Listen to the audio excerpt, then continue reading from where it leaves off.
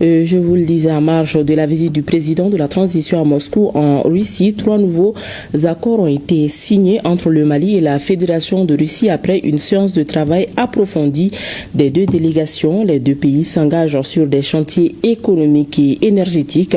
Ils ont convenu d'un accord sur le fondement des relations entre les 2 gouvernements.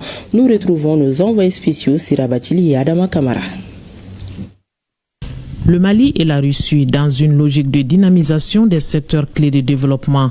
3 accords ont été conclus et détaillés dans des documents pour opérationnaliser tous les engagements. Le premier est un accord sur le fondement des relations entre le gouvernement de la République du Mali et celui de la Fédération de Russie. Cet accord vise à consolider les rapports entre les 2 pays et revisiter le socle sur lequel sont fondées les relations entre le Mali et la Fédération de Russie, à la fois sur le plan politique, sur le plan diplomatique, sur le plan sécuritaire, autant que sur le plan économique et commercial.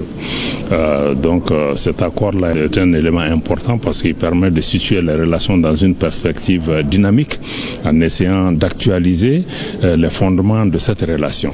Les fondements, c'est essentiellement quoi? Les relations entre les 2 États sont fondées sur les principes de souveraineté, le respect de la souveraineté des pays, le respect de l'égalité souveraine des États, le respect de l'indépendance des pays, de leur choix autonome en matière de développement et aussi le respect mutuel entre les pays et leur engagement à œuvrer ensemble sur le plan international pour défendre mutuellement leurs intérêts et promouvoir leurs intérêts et contrer aussi toutes les politiques et les narratifs négatifs en ce qui concerne les pays. Les 2 pays ont en vue la création de la commission intergouvernementale russo-malienne sur la coopération commerciale, économique, scientifique et technique.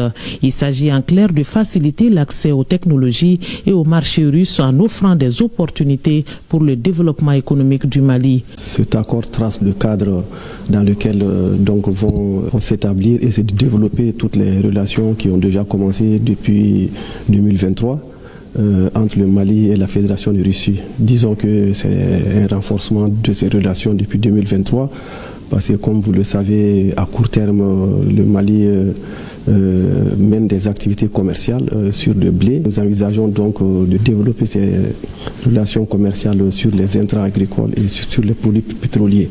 Donc diverses questions étaient à l'ordre du jour pour pouvoir permettre de régler les difficultés qui sont aujourd'hui là.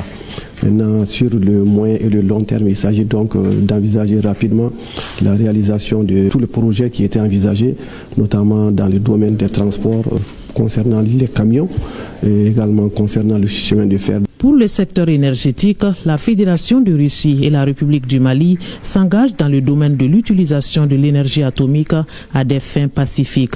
Cet accord prévoit le développement d'infrastructures pour combler les déficits énergétiques au Mali. La formation des cadres maliens est prévue à ce niveau avec le transfert des technologies. Il s'agit pour les 2 pays de développer, de renforcer la coopération dans l'utilisation du domaine de l'énergie nucléaire à des fins pacifiques, mais plus spécifiquement il s'agit pour le Mali de l'assistance de la création et de la mise au point de l'infrastructure de l'énergie atomique du Mali, y compris le système de réglementation étatique de la sécurité, et cela conformément aux recommandations internationales.